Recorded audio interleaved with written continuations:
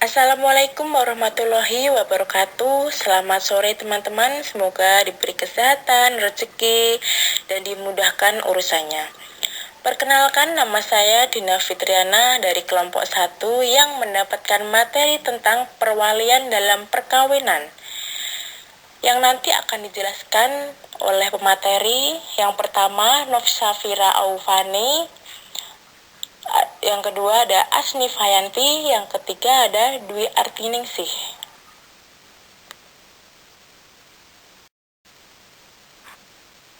Saya akan menjelaskan tentang sejarah perwalian perkawinan. Ada 4. Yang pertama, dalam Undang-Undang Perkawinan termuat dalam 50 hingga pasal 54 bab 11. Yang kedua, dalam Kitab Undang-Undang Hukum Perdata, yaitu dimulai dari pasal 331 hingga pasal 418 huruf A. Yang ketiga, latar belakang lengkapnya peraturan tentang perwalian.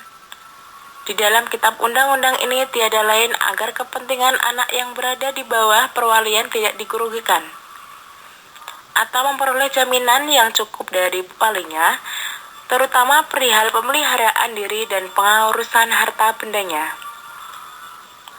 Yang keempat, kekuasaan orang tua hanya pada saat orang tua masih hidup.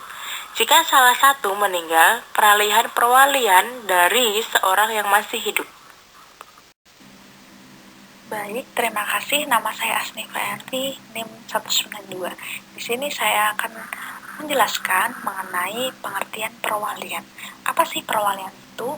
Perwalian adalah kekuasaan seseorang untuk memelihara dan mengurus diri anak yang belum dewasa, termasuk juga memelihara dan mengurus harta bendanya. Sedangkan menurut Subekti, perwalian apa sih perwalian menurut Subekti? Yaitu perwalian berasal dari kata wali yang mempunyai arti orang lain selaku pengganti orang tua yang menurut hukum diwajibkan mewakili anak yang belum dewasa atau belum akil balik dalam melakukan perbuatan hukum. Jadi perwalian ini orang lain sebagai pengganti orang tua yang menurut hukum diwajibkan untuk mewakili anak yang belum dewasa ini.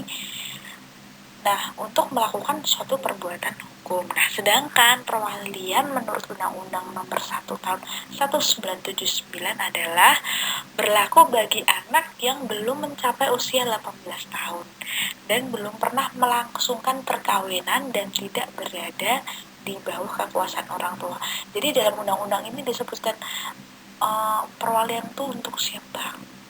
Berlaku bagi anak yang mencapai usia 18 tahun dan belum pernah melangsungkan perkawinan dan tidak berada di bawah kekuasaan orang tua, seperti itu.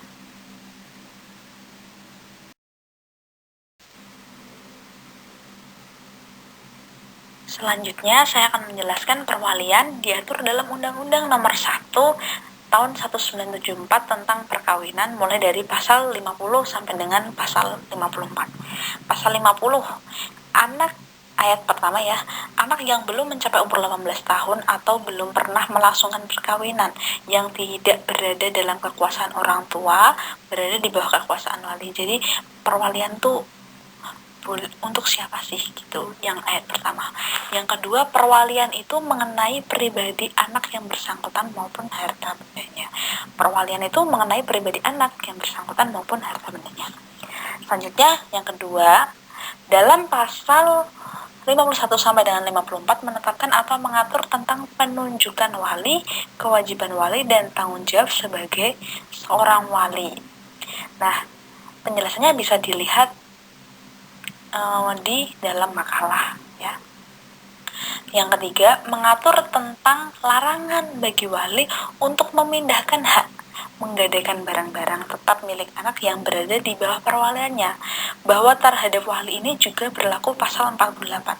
Jadi dalam undang-undang perkawinan tadi yang Undang-Undang Nomor 1 Tahun 1974 tadi juga mengatur tentang larangan bagi wali untuk memindahkan hak menggadaikan. Jadi wali tidak berhak untuk menggadaikan barang-barang tetap milik anak. Nah, wali ini juga diatur dalam pasal 48. Selanjutnya, Yang keempat, mengatur tentang pencabutan kekuasaan wali. Yang kelima, mengatur tentang kewajiban untuk mengganti kerugian terhadap anak yang berada di bawah perwaliannya. Jadi, kewajiban mengganti kerugian apabila ada harta atau ya hartanya anak yang di bawah perwaliannya itu terjadi sesuatu atas kelalaiannya, maka wali ini wajib mengganti rugi atas kerusakan harta itu. Nah, sampai sini teman-teman paham ya? Terima kasih. Saya lanjutkan ke presentator selanjutnya. Baik, terima kasih. Saya Nur Syafira Aufani akan menjelaskan tentang pengangkatan perwalian. Pengangkatan perwalian diatur dalam pasal 51 ayat 1 Undang-Undang Nomor 1 Tahun 1974 tentang perkawinan, bahwa wali dapat ditunjuk oleh satu orang tua yang menjalankan salah satu kekuasaan orang tua sebelum ia meninggal dengan surat wasiat atau dengan lisan di hadapan dua orang saksi.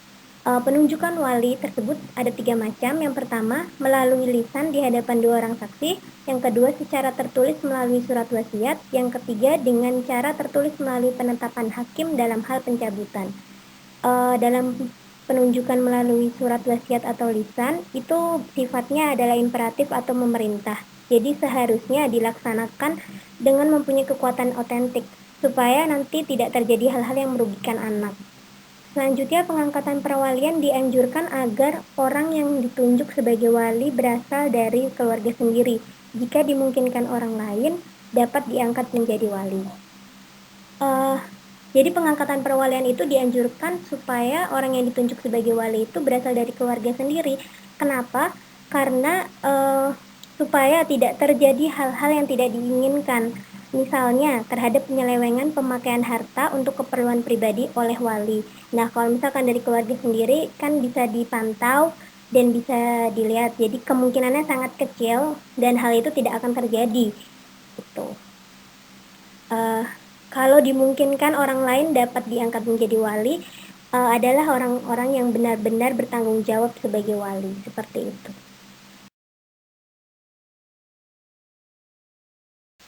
Mengingat di materi sebelumnya, wali merupakan salah satu rukun yang harus ada dalam suatu pernikahan. Maka pernikahan yang tidak ada walinya, maka dianggap pernikahan yang tidak sah. Nah, sekarang saya akan menjelaskan tentang syarat menjadi wali. Yang pertama, balik atau orang mukallaf, karena orang mukallaf adalah orang yang dibebani hukum dan dapat mempertanggungjawabkan perbuatannya. Yang kedua, berakal sehat. Yang ketiga, merdeka. Yang keempat, laki-laki. Yang kelima, beragama Islam. Yang keenam, tidak sedang ihram atau umroh. Yang ketujuh, tidak dalam paksaan. Yang kedelapan, belum pikun. Yang kesembilan, tidak mahjur bisafah atau dicabut hak kewaliannya. Syarat menjadi wali juga ada dalam pasal 20 ayat 1 kompilasi hukum Islam. Disebutkan bahwa yang bertindak sebagai wali nikah ialah seorang laki-laki yang memenuhi syarat hukum Islam, yakni muslim, akil, dan balik. Baik, sekian penjelasan dari saya. Saya lanjutkan ke presentator selanjutnya. Untuk selanjutnya, saya Dwi Arti Ningsih, NIM 199, akan menjelaskan macam-macam wali. Yaitu ada 4. Yang pertama, wali nasab, yaitu wali nikah karena ada hubungan nasab atau hubungan darah dengan wanita yang akan melangsungkan pernikahan. Wali nasab itu dibagi menjadi 2. Yang pertama, wali akrab atau dekat, dan yang kedua itu wali abad atau jauh. Nah, perpindahan wali akrab kepada wali abad itu ada 5. Yang pertama, apabila wali akrabnya itu non-muslim. Yang kedua, apabila wali akrabnya fasik. Yang ketiga, apabila wali akrabnya belum dewasa. Yang keempat, apabila wali akrabnya itu gila. Dan yang terakhir, apabila wali akrabnya itu bisu atau tuli. Yang kedua ada wali hakim, yaitu wali nikah dari hakim atau khodi. Orang-orang yang berhak menjadi wali hakim yaitu kepala pemerintah, khalifah, penguasa, atau khodi nikah yang berwenang dari kepala negara untuk menikahkan wanita yang berwali hakim. Yang ketiga ada wali tahkim, yaitu wali yang diangkat oleh calon suami dan atau calon istri. Wali tahkim itu terjadi apabila satu, wali nasab tidak ada, yang kedua, wali nasab gaib atau bepergian sejauh 2 hari perjalanan, serta tidak ada wakilnya di situ. Yang ketiga, tidak ada qadhi atau pegawai pencatat nikah, talak, dan rujuk. Nah, wali yang keempat ada wali maulak, yaitu wali yang menikahkan bundanya. Artinya itu majikannya sendiri. Laki-laki boleh menikahkan perempuan yang berada dalam perwaliannya bila mana perempuan itu rela menerimanya. Perempuan di sini yang dimaksud terutama adalah hamba sahaya atau budak yang berada di bawah kekuasaannya. Sedangkan menurut jumhur ulama, macam-macam wali itu ada 2. Nah, pembagiannya itu seperti pembagian wali nasab tadi, yaitu wali qarib yang dekat dan wali abad itu jauh. Mungkin itu. Sekian dari kelompok kami. Jika ada yang ingin ditanyakan mengenai perwalian perkawinan, silahkan menanyakan di grup WA atau e-learning. Terima kasih. Kurang lebihnya mohon maaf. Wassalamualaikum warahmatullahi wabarakatuh.